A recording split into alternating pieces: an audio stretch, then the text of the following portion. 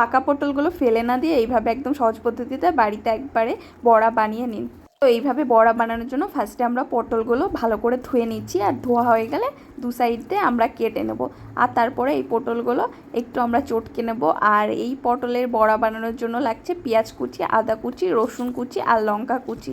এবার পটলগুলো চটকানো হয়ে গেলে এর মধ্যে দিয়ে দিচ্ছি পেঁয়াজ কুচি, রসুন কুচি, আদা কুচি, লঙ্কা কুচি।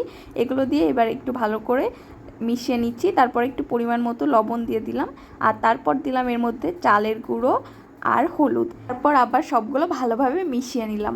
আর এর মধ্যে আমি একটু গোলমরিচ গুঁড়ো দিয়েছিলাম, ওটা অপশনাল। আর আমার এই ভিডিওটা ভালো লাগলে অবশ্যই লাইক কমেন্ট সাবস্ক্রাইব করে দিও। এবার কড়াইয়ে তেল গরম করে এবার পটলের বড়াগুলো ভাজার পালা। তো মিডিয়াম টু হাই আছে আমি পটলের বড়াগুলো ভেজে নিচ্ছি। আর এই যে এখন একটা ট্রাইও করছি আমি, সত্যি খুবই ভালো খেতে হয়। তোমরা এইভাবে একবার বাড়িতে বানিয়ে কেমন হয়েছে আমাকে অবশ্যই জানিও কমেন্টে। তো আজকের মতো টাটা।